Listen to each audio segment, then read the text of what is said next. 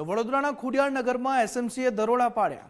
Bapod police સ્ટેશનની હદમાં એસએમસીની આ red Nilu સિંધીના ગોડાઉનમાંથી દારૂ ઝડપાયો છે। 16,394 વિદેશી દારૂની બોટલો અને ટીન જપ્ત કરવામાં આવી છે એસએમસી દ્વારા। આ દારૂના જથ્થા સહિત 1 કરોડનો મુદ્દામાલ પણ જપ્ત કરવામાં આવ્યો છે। નીલુ સિંધી સામે ગુજસીટોકનો ગુનો નોંધાયેલો છે। હાલ જામીન પર બહાર છે।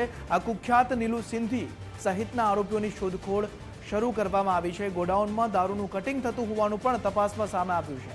બાપોદ પોલીસ સ્ટેશનના કર્મી શંકાના ઘેરામાં આવી ગયા છે।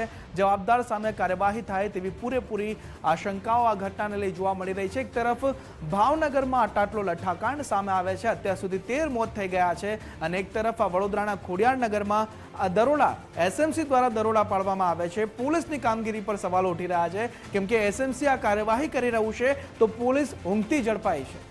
બાપોદ પોલીસ સ્ટેશનની હદમાં એસએમસીએ રેડ પાડી અને આટલો કરોડોની કિંમતનો દારૂ મળી આવે છે। 16,394 વિદેશી દારૂની બોટલો જપ્ત કરવામાં આવે છે, ટીન જપ્ત કરવામાં આવે છે। સંવાદદાતા અલ્પેશ ફોનલાઈન પર વધુ માહિતી સાથે જોડાયા છે। અલ્પેશ, આ કરોડોનો દારૂ આ ઝડપાયો છે, એસએમસીએ રેડ પાડી છે, શું છે વિસ્તૃત વિગતો?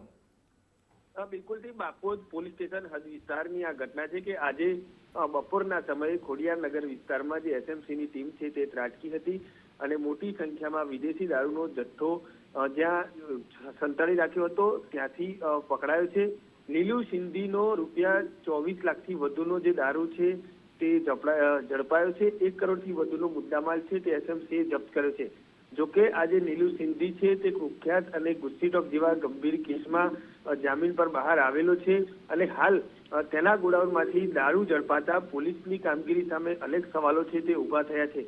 જોકે આ જે ગોડાઉન છે તે ક્યાંક ને ક્યાંક પોલીસના નાક નીચે જ ધમધમતું અને કટિંગ થતું હોવાની જે વિગતો છે તે એસએમસીને મળી હતી અને હવે આ જે નીલુ સિંધી છે તેને સહિત જે અન્ય આરોપીઓ છે કે તેમને વોન્ટેડ જાહેર કરી તેમની શોધખોળ શરૂ કરવામાં આવી છે। હાલ તો આ દારૂ પકડાતા પીઆઈ અને જે બાપોદ પોલીસ સ્ટેશનનો સ્ટાફ છે તેમની કામગીરી પણ શંકાના ઘેરામાં આવી છે। જી અલ્પેશ, માહિતી બદલ આભાર આપનો।